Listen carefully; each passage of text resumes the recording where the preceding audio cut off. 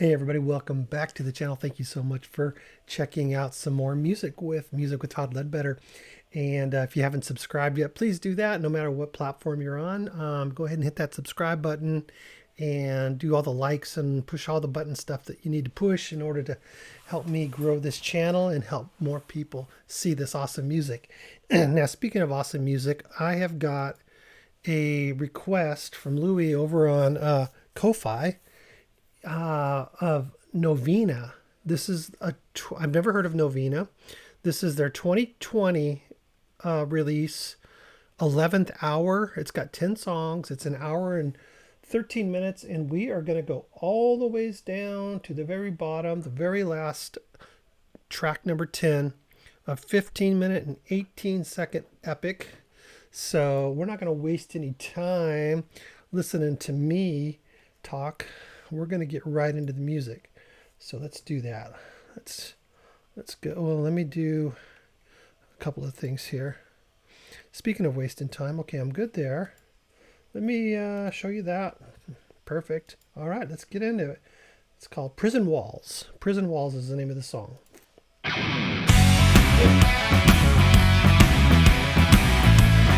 Right into it.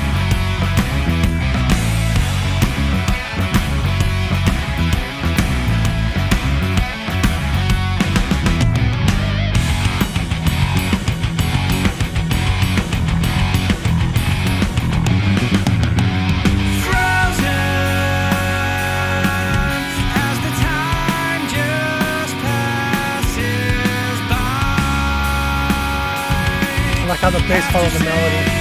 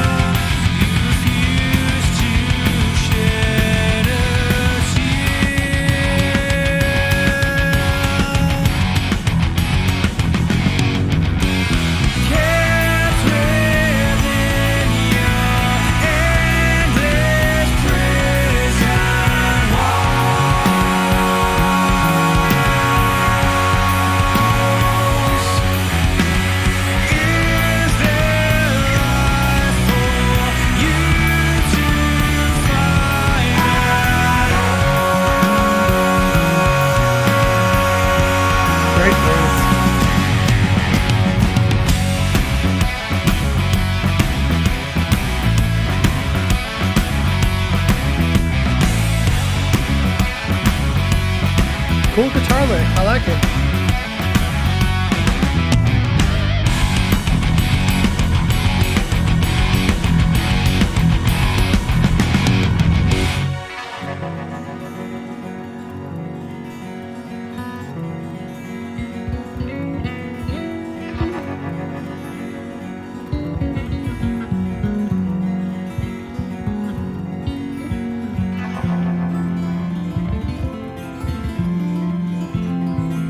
More bass.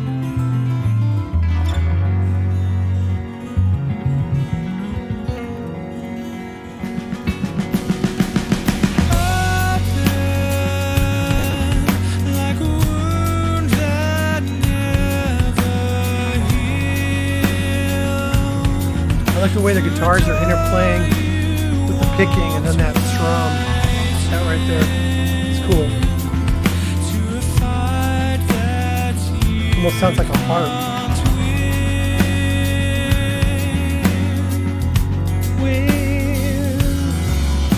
Good voice.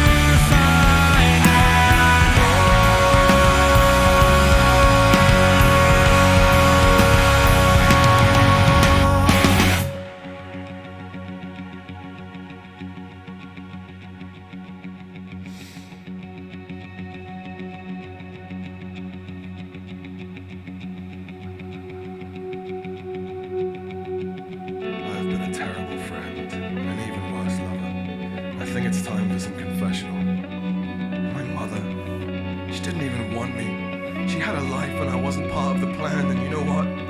It's okay. Because when new life seems only to form destruction and all you've come to crave is the other, what's there to be done? Really, there isn't a simple fix to be found, just a long and arduous road of circumstance. That's okay. It's no one's fault. I don't think it is okay. He doesn't sound okay. Let's not even speak of the father. I mean, what's there to say? He was quite literally never there, and funnily enough, the absence isn't so conspicuous. I mean, you can't miss what you've never had, but all the same, it didn't take long for the men in white coats that didn't wear white coats at all that I feared so much as a child to appear, wielding brands of disability, mental unrest, and disrepair. Antipsychotics for lunch at 12, you know it's no one's fault. It's no one's fault.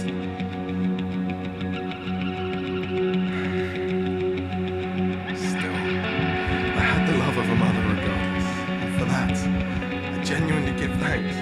She single-handedly was the savior of my short and storied years, seemingly the one thing prescribed by the gods that was not a fucking detriment.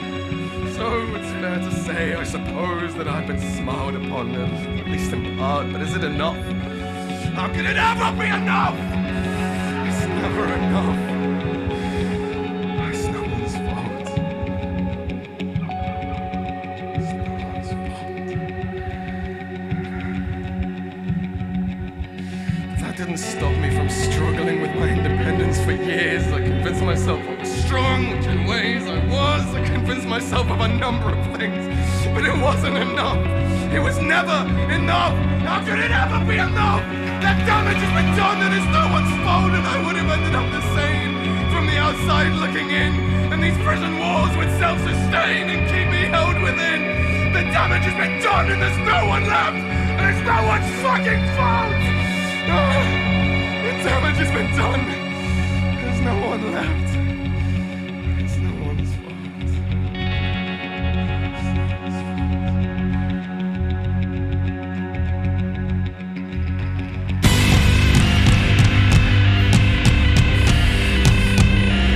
That's nasty sounding.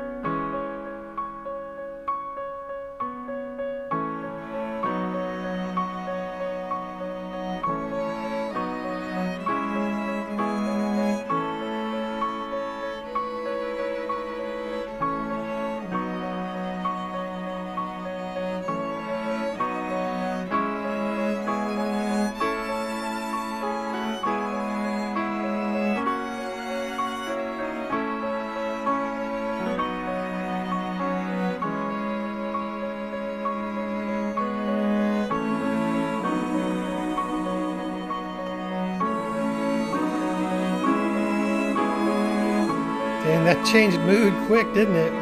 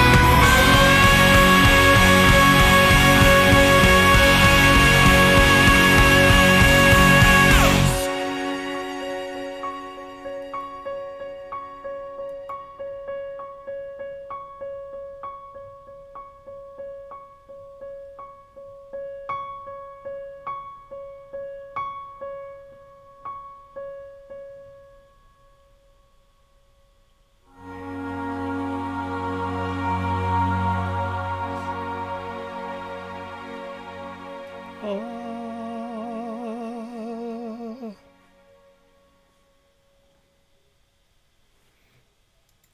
dang, man. What the heck? That was gnarly. There was some pretty intense parts in there, man.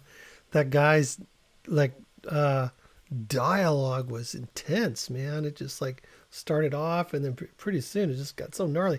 I mean, I was hearing most of it.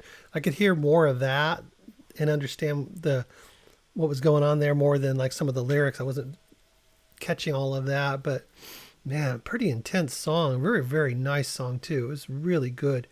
You know what's shocking to me is that 4, 5, 6 months ago, if somebody would have played me this song, I would have hated it probably. I don't know why I say that, but it just, there's with the harsh vocals and maybe even the subject matter, just not what I'm into, especially when it comes to like people struggling and having strife, and it just sometimes it hurts my heart. I'm a little too sensitive in that way. I think sometimes I don't want to hear it, yet I want to help, but that was pretty good. I mean, musically that was brilliant, and I don't know if there's more than one singer there. If the guy doing the narration was also the harsh vocalist, and probably, but I don't know if it was the main singer too. But some really great bass work and drumming work, and the guitar work was fabulous, especially notably in the beginning when they were really doing that finger picking, and they were really playing off two different guitars playing off each other. Then the third was doing that nice strum with that cool sort of vibrato or whatever that was.